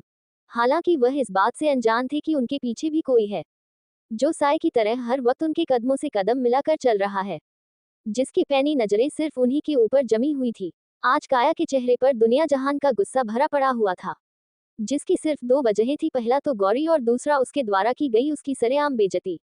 आप जब तक वो इस बात का बदला को ऐसे नहीं ले रही थी तब तक उसे सुकून नहीं मिलने वाला था। खैर, आज शाम के समय ही ठाकुर परिवार की तरफ से बिना किसी विघ्न के यज्ञ सफल होने पर भोज का आयोजन किया था, जो वो हर साल उदयपुर में रुद्र के नाम से करवाते थे। वही घाट की सीढ़ियों के ऊपर चबूतरे पर बनाओ बड़ा सा बरगद के पेड़ के नीचे महागुरु अपने सभी शिष्यों के साथ बैठे हुए थे। पूर्ण विराम। वहां पर राजपुरोहित जी भी बलवंत जी, बंशी काका और राजवीर रंजीत जी के साथ मौजूद थे। महागुरु के पास ही फलों की टोकरियां रखी हुई थी, यानी कि वो अन्य का सेवन नहीं करते होंगे। आपको पता है हुकुम सा, आप बहुत भाग्यशाली है जो आपको शिव के जैसा बेटा मिला है। ये क्या कम था, गौरी भी आपके ही घर आ पहुंची, ऐसा धन्य भाग्य कहाँ देखने को मिलता है कभी। लेकिन अफसोस, फर्क सिर्फ इस बात है कि उस महाकाल ने भी आपके शिव को अंत में रुद्र बनाकर छोड़ा, जिसे हमने पहले ही कहा था। उनके चेहरे पर इस वक्त एक व्यंग भरी हंसी थी, इसका मतलब साफ था कि उन्हें इस बात पर गर्व है। उन्होंने जो 1 साल पहले कही थी वह आखिर आज सच हो ही गई थी। उनकी बात का जवाब जहां राजवीर जी को देना चाहिए, राजपुरोहित जी चिढ़ते हुए बोले, अब ये अपनी तारीफ करना बंद करिए, आप पहले ये बताइए कि आपने क्या सोचा है इस बारे में जो अभी कुछ देर पहले हमने आपको कहा। राजपुरोहित जी की इस बात महागुरु ने सेब को अपने हाथों में उठाते हुए बड़ी ही सहजता और सरलता से कहा, जो होना है वो होकर रहेगा और वो ही होने को उनकी किस्मत में लिखा है, कभी कभी जो हमें दिखता है वह असल में वैसा होता नहीं है। इसलिए इन सभी बातों को अभी बगल में रखिए कि भी इनका जवाब सिर्फ वक्त के पास और उस महादेव के पास है जो इनके साथ खेलने में लगा हुआ है। आप बस वही करते जाए जो महादेव आपसे करवाना चाहते हैं, बाकी उनके हाथों की लकीरें अगर एक दूसरे से मिलने के लिए बनी होगी तो खुद ब खुद एक दूसरे की तरफ खींची चली जाएगी, जिन्हें रोकना फिर महादेव की भी बस में नहीं होगा। पूर्ण विराम। दूसरी तरफ ले लीजिए कुंवर सा, अगर आपको और कुछ चाहिए तो कृपया करके हमें बताने का कष्ट ना करें, क्योंकि हम अभी भूत व्यस्त है, समझे आपकी और समझाए हम। गौरी ने अपने हाथों में पकड़े हुए सैलेड के प्लेट को डाइनिंग टेबल पर रखते हुए झूठी मुस्कान लिए सामने बैठे रुद्र से कहा, जो इस वक्त चुपचाप अपने एक्सप्रेशन लेस चेहरे के साथ बैठा हुआ सामने रखी प्लेट में से खाना खाते हुए गौरी को देखे जा रहा था। दरअसल ये सब तब शुरू हुआ था जब गौरी घाट पर लोगों को अपने हाथों से खाना परोस रही थी। तब हिमानी जी और सुनंदा काकी के कहने पर उसे उन सभी लेडीज के साथ वापस महल आना पड़ा था, जहां पर उसके साथ ही उसके जिंदगी की सबसे बड़ी पनौती भी आ रहा था। पूर्ण विराम। महल आते ही सभी ने खाना खाया और अपने अपने कमरे में चले गए, क्योंकि सभी बड़े जान सब कुछ घंटों बाद आने वाले थे। गौरी ने सभी खुद तो खाना खिला दिया था, लेकिन खुद खाना भूल गई थी, जिसके कारण वह नीचे हॉल में ही रुकी हुई थी। रुद्रिका, कार्तिक, अखंड और अनंत के साथ उसने उन्हें भी खाना परोस कर दिया। उसके बाद खुद न खाकर सुनंदा काकी और हिमानी जी को दवा देने के लिए उनके कमरे में चली गई। जब वो वापस आए तब सभी ने खा भी लिया था और खिसक भी, क्योंकि जब गौरी वहां आई थी तभी रुद्र भी वहां आ पहुंचा था। फिर क्या था, पहले दिए गए अपने वादे के अनुसार गौरी को मजबूरन रुद्र की बातें वापस से माननी पड़ी। आखिर वो कर भी क्या सकती थी। अखंड के सीईओ वाली बात बलवंत जी को किसी भी कीमत पर पता चलने देना नहीं चाहती थी। पूर्ण विराम। चलो बैठो और खाओ, क्योंकि तुम ये तो चाहोगी नहीं कि हुकुमसा को तुम्हारी वो बातें पता चले कि तुमने उनको बातों का मान नहीं रखा और ऊपर से उन्हें झूठ भी बोला। रुद्र ने बिना किसी भाव के गौरी को अपने बगल में बैठाते हुए कहा, तो गौरी ने खुद भूख के मारे बिना ना नुकुर किए खाना शुरू कर दिया। पानी। रुद्र ने सिर्फ दो टूक शब्दों को अभी कहा ही था कि उससे पहले ही गौरी ने एक हाथ से खाते हुए तो दूसरे हाथ से पानी का ग्लास सीधा रुद्र के सामने कर उसे पकड़ा दिया, जिसे देख रुद्र ने अपना सर निराशा से नामे हिला दिया। तुम्हारा भर जाए तो सीधा चुपचाप मेरे रूप में आ जाना, अगर नहीं आई तो फिर तो तुम जानती ही हो मैं क्या क्या कर सकता हूँ। पूर्ण विराम। रुद्र ने अपने हाथ को टिश्यू पेपर से साफ करते हुए खड़े होकर गौरी को देखते हुए कहा। ना जाने क्यों पर आज उसकी नजरें गौरी के खूबसूरत चेहरे से हटने का नाम ही नहीं ले रही थी। जबकि उसकी इस बात को सुन गौरी ने अपने मुंह में खाना भरे हुए ही उसकी तरफ देख जबरदस्ती एक झूठी मुस्कान मुस्कुराकर उसकी तरफ दिखा दिया। हालांकि रुद्र और वो दोनों ही खुद ही जानते थे कि गौरी के मन में इस वक्त कौन कौन से वर्ल्ड के बेस्ट वर्ड्स कंटिन्यूअली रिपीट होते जा रहे थे। वो रुद्र को बस अंदर ही अंदर कोसे जा रही थी, जबकि इन सब से दूर ऊपर लेफ्ट और राइट दोनों ही छोर की दूर दूर बनी बालकनी के पास खड़े लोगों की टोली उन्हें हंसते हुए देखे जा रही थी। जहां एक तरफ सभी लेडीज थी वहीं दूसरी तरफ सभी यंगस्टर्स। पूर्ण विराम। अब आगे बड़े से ब्राउन कलर के डोर के सामने खड़ी गौरी अपने नाक को सिकोड़ते हुए तरह तरह के मुंह बनाए जा रही थी। साथ ही ना जाने क्या क्या कहते हुए उसके होठ लगातार हिलते हुए दिखाई पड़ रहे थे। यकीनन वो डोर के मालिक को ही कोस रही होगी, जिसने ये इतना अजीब डोर अपने लिए खरीदा और यहाँ लगवाया। लेकिन ऐसा था नहीं, वो तो डोर के मालिक को नहीं बल्कि उस पूरे कमरे के मालिक को कोसे जा रही थी। चलो गौरी अंदर चलो, वरना अंदर बैठे नाइट मोड 100% हुए उस खड़ूस कुंवर सा को फिर से पता चल जाएगा कि उनके आलीशान से कमरे के बाहर उनकी दासी खड़ी उन्हें ही कोश रही है। तो और क्या कर रही है आप हमें कोशने के अलावा मिस राठौर। पूर्ण विराम। आगे के बोल किसी मर्दाना आवाज में सुन गौरी सकते में आई गई। उसने तुरंत अपने गले पर अपना हाथ रखा और फिर उसे 2 से 3 बार दबाते हुए खुद से ही आंखें बड़ी कर बोली, ये क्या, हमारी स्वीट सी आवाज इतनी कड़क कैसे हो गई। ये तो सुनने से जरूर किसी लड़के की आवाज की तरह साउंड हो रही है। महादेव, आपने क्या हमें कोई स्पेशल पावर दी है जो हमारे गले से अब सरल बोली की जगह कठोर भाषा निकल रही है। पर आज तक तो हमें इस बात का पता ही नहीं चला। वो इसलिए क्योंकि ये समझदारी की बातें आप जैसे बेवकूफ लड़की के सर के ऊपर से निकल जाने वाले रास्ते की तरह है। मिस राठौड़ आज ही अंदर आएंगे या। पूर्ण विराम।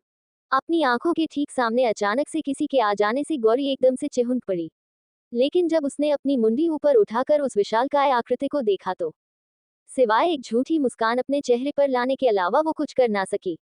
अब अगर अपनी आवाज की टेस्टिंग और मेरी बुराई हो चुकी हो तो मिस राठौड़ क्या आप इस कमरे में आने की कृपा करेगी या फिर ये काम भी मुझे ही करना होगा? अगर ऐसा है फिर तो मुझे कोई दिक्कत नहीं है। उसने आखिर ने अपनी आंखें अनकही शरारत से ब्लिंक करते हुए कहा तो गौरी तुरंत उसे धक्का देते हुए आगे बढ़ गई। उसके इस रिएक्शन से भले ही रुद्र सिर्फ 2 कदम ही मुश्किल से पीछे गया हो, पूर्ण विराम, लेकिन उसका चेहरा एकदम से चिढ़ और गुस्से से भर गया। उसने जोर दे दरवाजा बंद किया और फिर जाकर दूसरी तरफ रखे बड़े से सोफे पर बैठकर अपने रूम में इधर से उधर चक्कर लगाती हुई गौरी को कुछ देर तक तो घूरता ही रहा, जिसे महसूस कर गौरी तुरंत एक जगह चुपचाप अपना सर नीचे किए खड़ी हो गई। अब बोलो भी आप, कब तक ऐसे हमें घूरने का इरादा है आपका? हमें पता है कि हम बहुत खूबसूरत है, लेकिन ऐसे लगातार हमें घूरने से नजर लग जाएगी हमें, लेकिन आपको क्या इससे? आप तो बस अपने आप को ही सबके सामने सुंदर और महान दिखाना चाहते हैं, आए बड़े जल कुकड़े कहीं के। पूर्ण विराम। गौरी, जिसे लग रहा था कि वो अपने आप से ही बातें कर अपने आप की तारीफ और रुद्र की बुराई कर रही है, वैसा असल में कुछ था नहीं। उसे इस बात की बिल्कुल भी ना के बराबर खबर तक भी नहीं थी कि जो बातें उसे अपने मन में कहानी चाहिए वो अपनी आवाज से 2 गुना ज्यादा तेज और बाहर बोला करती थी, जबकि उसे जो बातें तेज आवाज में और सबले सामने कहनी चाहिए होती थी उसे वो अपने मन में कहा करती थी, जिसके कारण अभी भी रुद्र उसके मुंह से मीठे वचनों में अपनी बुराई कम तारीफ ज्यादा सुन रहा था। ये लड़की आखिर मेरी बुराई इतना कर कैसे लेती है? भोलेनाथ, क्या आपने उसे अकाल नाम की चीज नहीं दी थी, जो इसे कॉमन सेंस वाली बातें भी समझ नहीं आती? खैर, पूर्ण विराम। ये मेरी बुराई करना अब बंद करो और जाकर ये सारे कपड़े अच्छे से सेट कर मेरी अलमीरा में रख दो। ध्यान रहे किसी भी सूट में मेरे एक सिल्वर की लकीर भी नहीं आनी चाहिए, वरना फिर अभी जी काम मोहन करके गया है यहाँ से, उसे तुम्हें ही दोबारा अपने इन हाथों से करना होगा, समझी? रुद्र ने अपनी उसी एक्सप्रेशन लेस चेहरे से गौरी की तरफ घूरते हुए देख कहा तो गौरी ने तुरंत अपनी मुंडी बैग की तरफ कर दी जहां पर रुद्र ने इशारा किया था। जैसे ही उसने उधर देखा तो उसका मन अभी ठीक इसी वक्त रुद्र को पकड़कर मारने का कर रहा था। मतलब हद है, अब ये राक्षस हमें अपनी नौकरानी बनाकर रखना चाहता है। तभी तो इसे हम पर जरा सी भी दया नहीं आ रही है, जो ये इन कपड़ों का पहाड़ हमारे नाजुक से कंधे पर डाल दे रहे हैं। हे महादेव, ये घोर कलयुग है, देख रहे हैं ना आप, देख लीजिए। हाँ, पूर्ण विराम। अब अगर तुम्हारा महादेव से मेरे बारे में बुराई हो गया हो तो अपने काम पर लग जाओ। तुम्हारे पास सिर्फ 1 घंटे है, 1 घंटे में मुझे सारे कपड़े अपने अलमीरा में एकदम सही ऑर्डर में चाहिए, समझो? या डॉट डॉट डॉट। नहीं नहीं, आपको तकलीफ करने की कोई जरूरत नहीं है कुंवर साहब, हम तो बस जा ही रहे हैं, करने जा रहे हैं। रुद्र ने जब गौरी को वापस से खुद को बुराई करता हुआ देखा तो गुस्से में जोर से गरजते हुए बोला, जिसे सुनते ही गौरी एकदम से चौंकते हुए उसकी बात बीच में ही काट बैग की तरफ भागते हुए बोल पड़ी, जिसे देख एक पल के लिए तो रुद्र की आंखों में हंसी के भाव उमड़ आए, क्योंकि उसके होठ तो सील चुके थे शायद मुस्कुराहट के नाम पर। उसने गौरी को एक नजर देखा और फिर अपने लैपटॉप में चल रही ऑनलाइन मीटिंग में बिजी हो गया। पूर्ण विराम। दूसरी तरफ रेड ऑर्किड पैलेस होटल के एक बेहद लग्जरियस और खूबसूरत से कमरे में काया गुस्से से बैठी लगातार वाइन की ग्लास को पिए जा रही थी। उसे देख साफ लग रहा था कि वह न जाने कितनी देर से शराब पिए जा रही थी। उसके ठीक सामने सारिका और अधिराज अपना सर पकड़े हुए बैठे थे। हालांकि उनकी आंखें इस वक्त गुस्से और चिढ़ से भरी हुई थी। मतलब सिर्फ एक ही था और वजह भी, जो उनके ठीक सामने बैठा था। अब बस भी करो तुम, ये क्या लगातार बस पिए जा रही हो? अपने बाप को देखा है कभी वो इतनी जल्दी किसी के बातों से अपना मूड और दिमाग नहीं खराब करता जितनी जल्दी तुम कर लेती हो, बल्कि वो तो खुद शांत रहकर अपने शिकारी के लिए ऐसा जान पड़ता है कि उसका शिकार भी उसके पैरों के नीचे धूल उठाते हुए अगले पल दिखता है, समझी? इसलिए तुम्हें ठंड से काम लो। पूर्ण विराम। सारिका में काया के हाथ से वाइन को बॉटल छीनते हुए कहा तो काया एकदम से शांत हो गई। सारिका की बात सुनते ही न जाने कौन सी एक नई बात उसके दिमाग में आ पड़ी, जिसे सोचते ही उसके होठों पर एक शैतान मुस्कुराहट खिल उठी। उसने आराम से अपने एक पैर को दूसरे पैरों के ऊपर रखते हुए उसने बड़े ही स्टाइल से कहा, वैसे आंटी सुना है कि बचपन में उस नौकरानी का कोई सीन था मेरे रुद्र से, क्या आपको इस बारे में पूरी जानकारी है? अगर है तो आपने अभी तक मुझे क्यों नहीं बताया? क्या अब आप मुझे धोखा देने का प्लान बना रही है? जब आपके बेटे ने अपनी एक रात मेरे साथ रंगीन कर ही ली। काया की बातों में पहले तो एक शरारत थी, लेकिन अगले ही पल उसके बातों का रुख बदल कर गुस्से और सनक से भर गया था, जबकि उसकी बातें सुनते ही सारिका में गुस्से से अधिराज की तरफ देखा। पूर्ण विराम। जो अभी नशे में धुत झूल रहा था, ऐसी बात नहीं है काया, मुझे तो ये भी पता नहीं था कि तुम दोनों अपने प्लान को अंजाम देने के बजाय ये सारा बेहुदा सा काम कर रहे हो, और तुम्हें तो समझना चाहिए ना कि हमारा प्लान कामयाब होना कितना जरूरी है। खैर, इन सब बातों को छोड़ो, चलो अब खुद को ठीक करो, क्योंकि कुछ ही देर में हम सब वापस ठाकुर महल की ओर निकलने वाले हैं। अगर किसी को पता चला कि तुमने पी रखी है, वो भी आज पूजा के दिन, तो दिक्कत हो जाएगी, खास करके तो वो बुढ़िया हिमानी, वो तो बवाल ही मचा देगी। तब तक मैं अपने इस नालायक को होश में लाने का इंतजाम करती हूँ, लेकिन ध्यान रहे हमें अपने प्लान के हिसाब से ही चलना है। सारिका ने काया को समझते हुए कहा, तो काया ने अपना सर बस हाँ में हिलाते हुए कहा, डोंट वरी आंटी, अब आप देखो काया सिन्हा का कमाल कैसे। मैं अब सिर्फ एक हफ्ते में रुद्र और अपने बात से जुड़ी एक गुड न्यूज़ देती हूँ। मैं फ्रेश होकर आती हूँ, तब तक आप इसे उठा दीजिए और ध्यान आपको भी रहे, इसके कारण मेरा प्लान खराब नहीं होना चाहिए। डॉट डॉट डॉट उद्धरण चिन्ह। काया ने धमकी भरे टोन में कहा और सीधा वॉशरूम के अंदर चली गई, जबकि सारिका उसे बस गुस्से से जाते हुए देखती ही रह गई।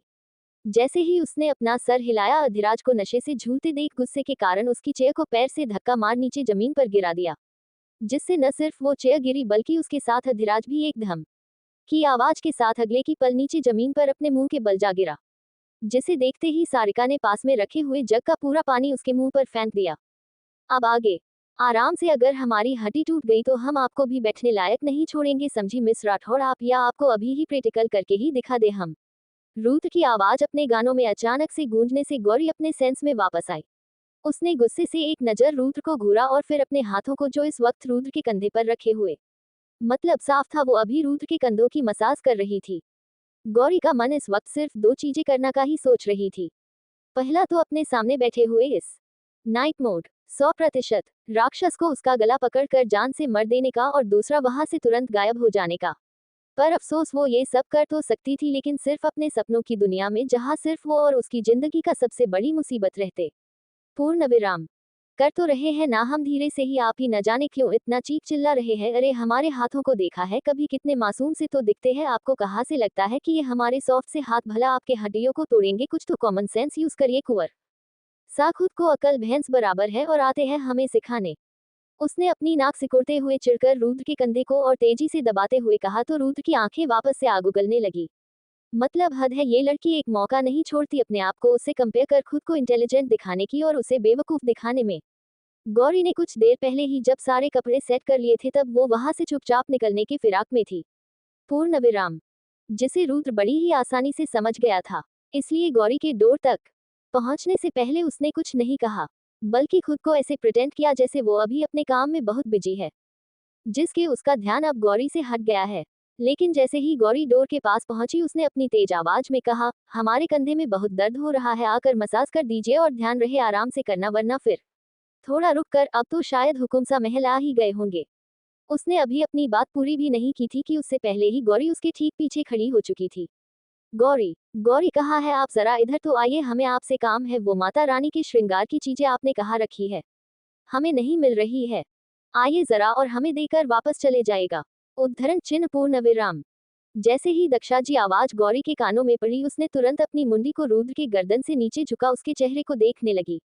उसके अचानक से अपने चेहरे एक बगल में आए उसके चेहरे को देख रुद्र हल्का सा सकपका गया, लेकिन खुद के ऊपर इस बात का असर बिल्कुल भी दिखने नहीं दिया, बल्कि उसने अपनी एक उंगली को गौरी के माथे पर पॉइंट कर रखते हुए उसके चेहरे को पीछे की तरफ पुश करते हुए कहा, अब ऐसे क्या देख रही है आप? जाना है अब आपको? ये तो कंफर्म हो ही गया है, तो फिर हमें ऐसे देखने का क्या मतलब है? जाए अब आप, लेकिन ध्यान रहे ये काम आपका अभी के लिए ही ड्रॉप हुआ है, आगे हम जान भी आपको बुलाएंगे, आपको आना होगा। पूर्ण विराम। उसकी बात को सुनते ही गौरी के जिस चेहरे पर अभी 440 वोल्ट की मुस्कान आई थी, वो 0 वोल्ट पर तुरंत बदल गई। उसमें रुद्र को गुस्से से घूर कर देखा और फिर अपने पैर पटकते हुए वो वहां से चली गई, लेकिन छोड़ गई रुद्र के चेहरे पर एक हल्की सी मुस्कुराहट को। रुद्र ने एक बार अपने बैग को देखा और फिर वापस से अपना लैपटॉप लिए वो वहां से उठ नीचे हॉल में चला गया, क्योंकि अब उसका पता नहीं क्यों, लेकिन अपने कमरे अकेले मन नहीं ला रहा था। माने ना कोई माने ना, यहाँ अपनी भी थोड़ी अदा थोड़ा अंदाज है, ऐसे है चाहे वैसे है, हम जैसे है, हमको हम ही पर नाज है। तेज आवाज में गाते और नाचते हुए गौरी फर्स्ट फ्लोर की गैलरी से आगे चले जा रही थी। पूर्ण विराम। जबकि नीचे हॉल में बैठा रुद्र गुस्से से अपनी आंखें बंद किए हुए हाथों को कस के मुट्ठी में जकड़े बस अपने गुस्से को कंट्रोल कर रहा था, जबकि उसके सामने बैठे कार्तिक और अखंड अपना मुंह दबाए हंसे जा रहे थे।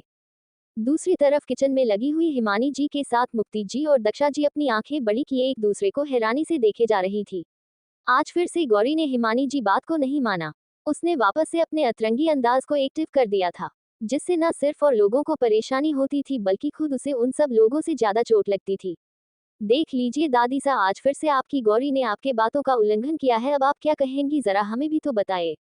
पूर्ण विराम।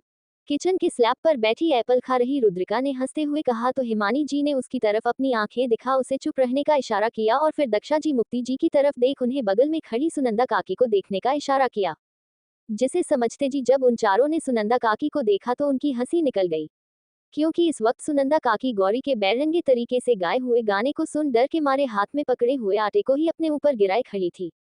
सबकी हंसी सुन जब उन्होंने वहां मौजूद सभी लेडीज की तरफ देखा तो खुद भी खुद को हंसने से रोक नहीं पाए और उनके साथ हंसने लगी। आह! अचानक से आए किसी के दर्द भरी चीख और भारी सी चीज के गिरने की आवाज सुन हाल और किचन में मौजूद सभी लोग एक साथ घबराहट के मारे उस दिशा में दौड़ पड़े। पूर्ण विराम। जहां से उन्होंने उस आवाज को सुना था, ऊपर अपने मस्ती में गाती नाचती हुई गौरी की नजर जैसे ही सुहानी के कमरे से होकर गुजरी, उसकी आंखें हैरानी से बड़ी हो गई और कदम अपने आप ही तेजी के साथ उस तरफ दौड़ पड़े। रुद्र और कार्तिक के साथ जैसे ही अखंड और बाकी के उस समय मौजूद घर के लोग कमरे में आए तो सामने का नजारा देख उनकी आंखें हैरानी से बड़ी हो गई और दिल घबराहट के मारे और तेजी से धड़कने लगा। सामने ड्रेसिंग मिरर के पास रखी जाने वाली चेयर नीचे जमीन पर गिरी हुई थी, जिसके साथ ही दो वास और कांच का जग नीचे जमीन पर बिखरा पड़ा, साथ ही बिखरा हुआ था लाल रंग। उन्होंने जब अपनी घबराहट भरी नजरों को दूसरी तरफ घुमाया तो सामने उन्हें गौरी की बाहों में सुनाही बेहोश हुई पड़ी मिली, लेकिन इन सब में जो उन्हें दिखा वो था गौरी के खून से सने हुए कपड़े और हाथ। पूर्ण विराम। गौरी, आप शू शू शू शू। मुक्ति जी ने जब गौरी को उस हालत में देखा तो खुद को उसकी तरफ जाने से रोक नहीं पाई, जिससे वो गौरी का नाम ले उसकी तरफ जाने को आगे बढ़ी ही थी कि उससे पहले ही गौरी ने अपने होठों पर उंगली रख शांत रहने को कहा और इशारे से जैसे ही कुछ आगे बोलने को हुई, उसके पहले ही रुद्र अंदर आ सुहानी को उठा उसके बेड पर लेटा दिया, जिसे देख गौरी ने धीरे से सबकी तरफ देखते हुए कहा, आप सब बाहर जाए और रुद्री आप हमारे कमरे से वो पिलो वाला हमारा बैग ले आइए, साथ ही अगर हो सके तो कार्तिक भाई आप किसी डॉक्टर को कॉल करिए, अभी जाए ना आप सब, हम हैं यहाँ और माँ काकी और दादी आप लोग क्यों हमारी चिंता कर रही है, हम एकदम ठीक है, अब जाए आप। उसने सबको वहां से भेजते हुए कहा तो सब धीरे धीरे परेशानी और डर के भाव अपने चेहरे और दिल में लिए बाहर चले गए। पूर्ण विराम। अब आप यहाँ क्या रहे हैं, चलिए जाए अब यहाँ से, आप यहाँ पर सिर्फ लेडीज का ही रुकना सही है, लेकिन हमने उन्हें भी यहाँ नहीं रोका तो अब क्या आप रुकेंगे यहाँ। गौरी ने रुद्र को सुहानी की तरफ देखते देख और अभी भी वहीं पर एक ही जगह पर खड़ा देख हुए कहा, लेकिन रुद्र ने कोई जवाब न दे पास रखे ग्लास से पानी ले सुहानी के चेहरे पर छिड़क दिया, जिससे सुहानी की आंखों को पलके धीरे धीरे फड़फड़ाने लगी। ये लीजिए, हम ले आए हैं आपका बैग। अच्छा ठीक है, तो आप अब उसके तीसरे चैन में से प्रेगनेंसी किट बाहर निकलिए अभी। रुद्रिका ने गौरी को उसका बैग पकड़ाते हुए अपनी आधी बात ही कही थी कि उससे पहले ही गौरी जो सुहानी के हल्का होश में आया देख आराम से बेड पर बिठा रही थी, उसमें अपनी बात कह दी, जिसे सुनते ही सुहानी समेत वहां पर मौजूद रुद्र और रुद्रिका भी अब गौरी को घूर कर सिर्फ रुद्र भाई साहब हैरानी अपनी आधी खुली आंखों से सुहानी और रुद्रिका से देखने लगे। पूर्ण विराम। वो हमने इसे अपने लिए नहीं भाभी सा के लिए ही बहुत पहले ले रखा था, सोचा कभी जरूर पड़ सकती है और आज देखो हमें लगता है आज ही इसकी जरूरत ज्यादा है, हमें लगता है तो है, पर बस एक बार कंफर्म करना है भाभी सा, आप प्लीज एक बार जाओ ना, जाकर चेक करो प्लीज, जाओ ना, हमें पक्का यकीन है हम जो सोच रहे हैं वो सच ही होगा, प्लीज आप जाओ ना। और आप रूथ यही खड़े रहेंगे क्या, चलिए जाए अब यहाँ से। गौरी ने जब सबको अपनी तरफ घूरते हुए देखा तो हड़बड़ाते हुए कहा, जिसे देख रुद्र ने एक नजर तो उसे घूरा और फिर बिना किसी बहस से वहां से बाहर निकल चला गया। गौरी, हमें नहीं लगता है ऐसा कुछ होगा, आप क्यों इतनी आशा लगाए बैठी है, हर बार तो हम चेक करते हैं सिवाय निराशा के आज तक कुछ हासिल नहीं हुआ, हमें प्लीज एक और बार, हम अपनी कमी को देख और बर्दाश्त नहीं सकते हैं। पूर्ण विराम।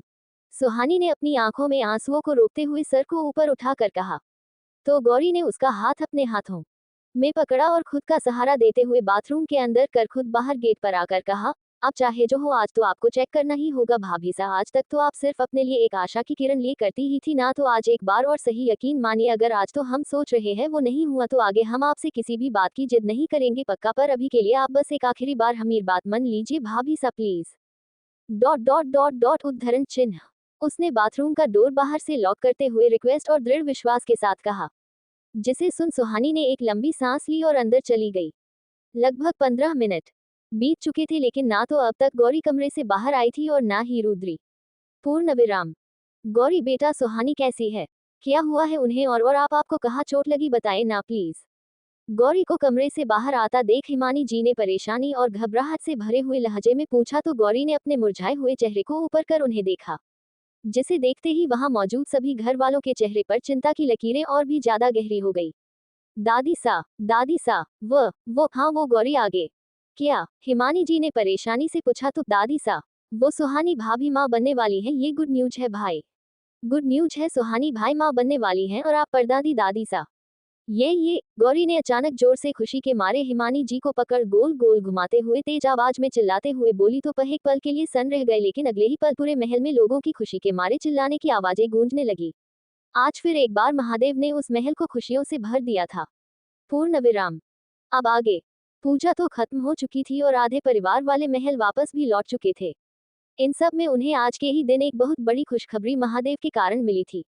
वो थी सुहानी की प्रेगनेंसी की न्यूज। खैर, गौरी के ये बताने पर कि सुहानी मां बनने वाली है, पहले तो वहां मौजूद लोगों को विश्वास नहीं हुआ। लेकिन कुछ सेकंड बाद जब उन्होंने गौरी के चेहरे पर छाई खुशी और मुस्कुराहट को देखा तो खुद को यकीन करने से नहीं रोक पाए। हिमानी जी के साथ ही दक्षा और मुक्ति जी भी तुरंत इस नाइट मोड 10% खुशखबरी को सुनते ही सीधा सुहानी के पास कमरे के अंदर चले गए, जबकि वहां पर मौजूद अखंड और कार्तिक के साथ अनंत घर से बाहर आदित्य और बाकी के आदमियों को बुलाने के लिए। पूर्ण विराम।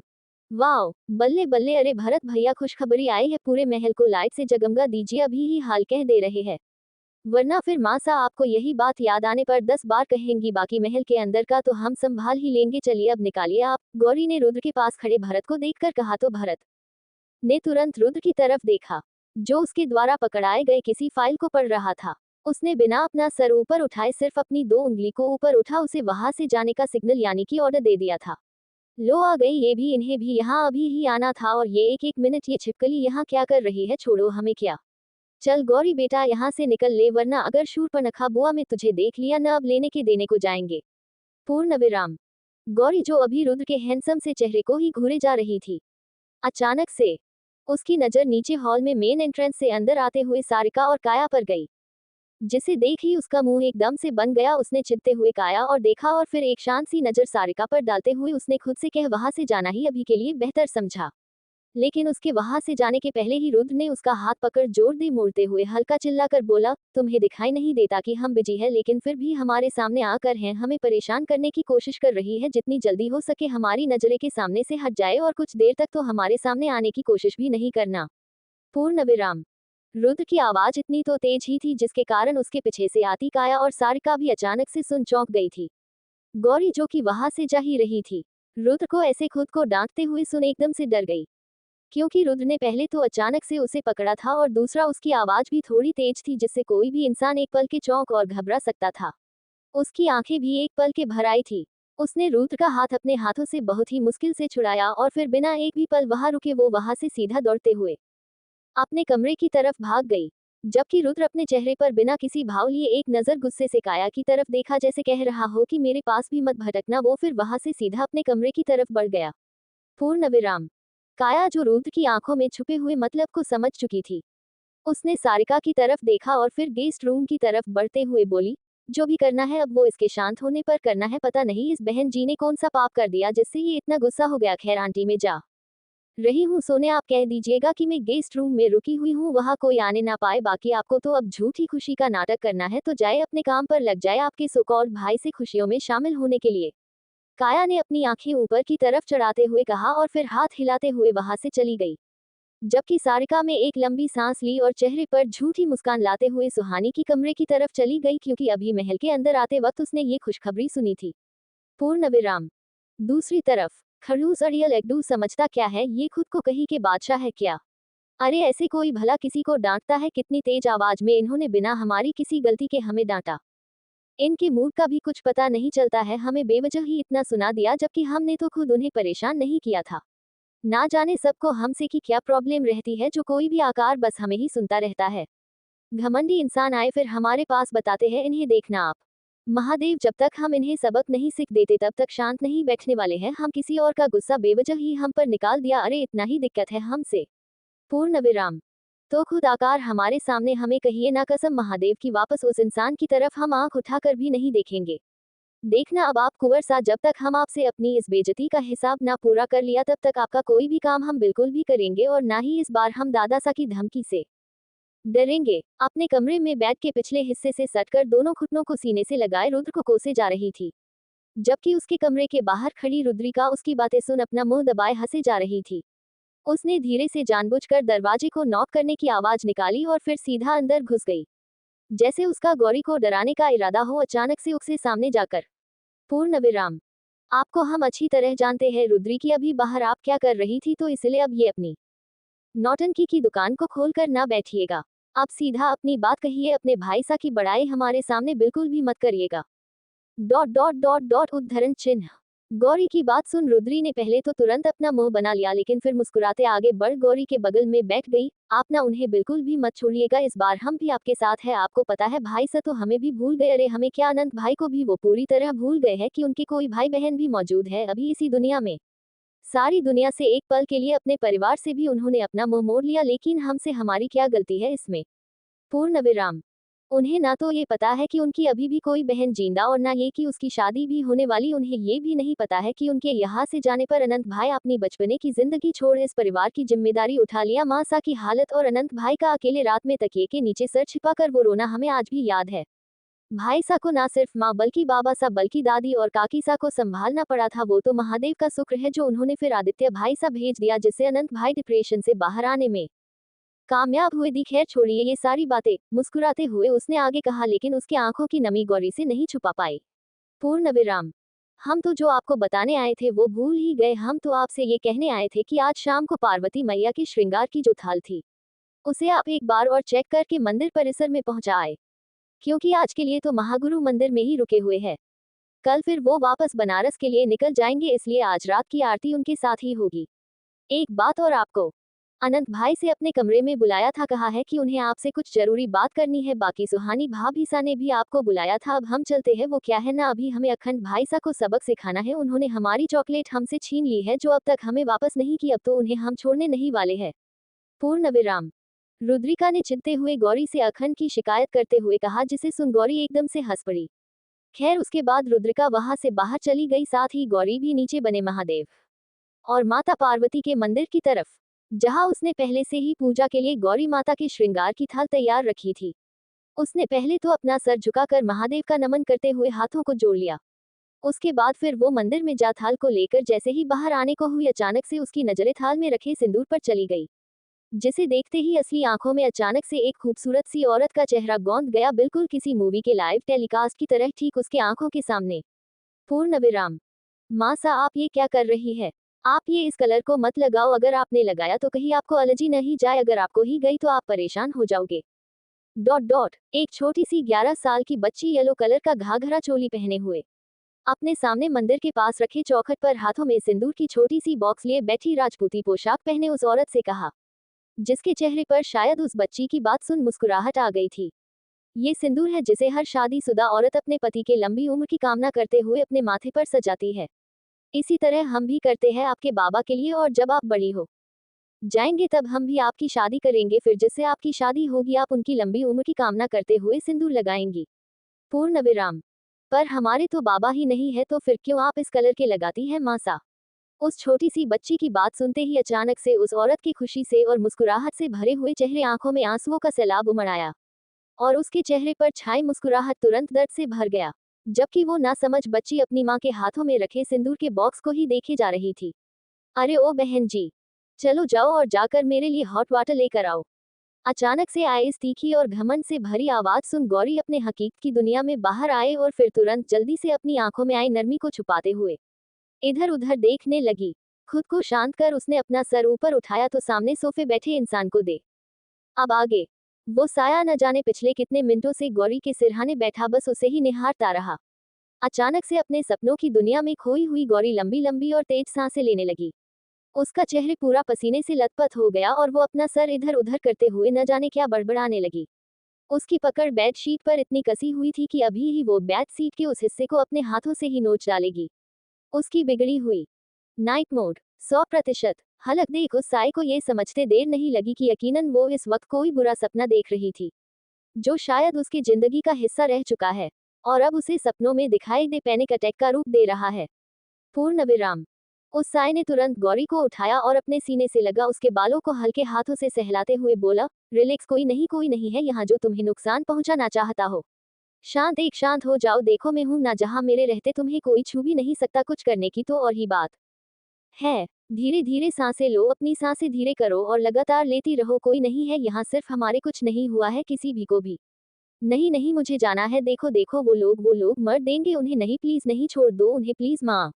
रुद्र ने अपनी आधी बात ही कही थी कि उससे पहले गौरी को बड़बड़ाता देख उसने अपना सर हल्का सा नीचे किया और उसकी बात सुनने की कोशिश करने लगा। पूर्ण विराम। गौरी शायद अपने अतीत में आज हर वो पहले वाली रातों की तरह ही जी रही थी। हर उन कड़वी और दिल दहला देने वाली यादें उसका पीछा नहीं छोड़ती, जो उसे हर पल सिवाय दुख, दर्द और तकलीफ कुछ नहीं देती। रुद्र ने अपनी पकड़ गौरी पर और कास दी ताकि उसे अकेलेपन का एहसास बिल्कुल भी न हो पाए, और फिर वैसे ही लगातार उसके बालों को सहलाते हुए उसे शांत कराने की कोशिश करने लगा। किसी की करीबी अपने पास महसूस कर कुछ देर बाद गौरी की सांसें धीरे होने लगी और उसका बड़बड़ाना भी धीरे धीरे बंद हो गया। लेकिन वो अब रुद्र के सीने से एकदम चिपकी हुई थी, जैसे उसे सपने में भी इस बात का डर सता रहा हो कि रुद्र भी कुछ देर बाद उसे अकेला छोड़कर चला जाएगा। उसकी इन बातों को बिना कहे भी रुद्र समझ चुका था। पूर्ण विराम। उसने गौरी को आपकी बाहों में लिए और धीरे से उसे अपने ऊपर करते हुए खुद उसके बगल में बेड पर ही उसे लिए लेट गया, ताकि गौरी को अब और इस सपने और पैनिक अटैक से सफर करता हुआ ना देखे। हालांकि वो ये नहीं जानता था कि क्यों वो बार बार अपनी मर्यादा भूल इस लड़की के इतने करीब आ जाया करता था। इतने कि आज वो दोनों बिना किसी रिश्ते के एक साथ एक दूसरे से लिपटे हुए एक ही बेड पर सो रहे थे। ये किस्मत को साजिश ही तो थी जो उन्हें बार बार एक दूसरे के करीब लाकर खड़ा कर देती थी, चाहे वो बात आज से 24 साल पहले की हो या आज के 2 हफ्ते पहले की। खैर, रुद्र ने वापस से एक नजर गौरी के मासूम से चेहरे पर गई। अचानक से ही उसे अपना बर्ताव याद आया जो उसने बिना किसी गलत के वजह से गौरी को इतना सुना दिया था। पूर्ण विराम। वो सिर्फ इसलिए ताकि उसका झूठा गुस्सा किसी पर निकला देख काया आज उसके करीब आने की कोशिश न करे। वो जनता था कोई उसके गुस्से से डरे या ना डरे, लेकिन लोग उसकी खामोशी ही कांप जाते थे। इन सब से दूर गौरी के कमरे के दरवाजे के बाहर खड़ी काया इस वक्त गुस्से और नफरत के भाव अपने चेहरे पर लिए बस गौरी के कमरे के दरवाजे को ही घूर रही थी। अभी कुछ देर पहले अगर वो पानी लेने किचन की तरफ न बढ़ती तो उसे इस बात की भनक तक न लगती कि रुद्र इतनी रात को गौरी के यानी किसी लड़की के कमरे में खुद चल का गया है। हालांकि रुद्र के कपड़ों से ना तो वो और न ही उसका चेहरा दिखाई दे रहा था, लेकिन काया उसके बॉडी फीचर्स को बखूबी पहचानी थी। आखिर जिसे पाने के लिए उसने ना जाने कितनी ही घटिया तरीकों को इस्तेमाल आज तक कर लिया था। पूर्ण विराम। ये तुमने बिल्कुल भी ठीक नहीं किया मिस गौरी राठौड़। अभी तक तो तुमने मेरे डैड और सारिका आंटी से ही दुश्मनी मोल ली है, लेकिन अब मुझसे दुश्मनी मोल लेना तुम्हारे लिए बहुत बुरा साबित होने वाला है।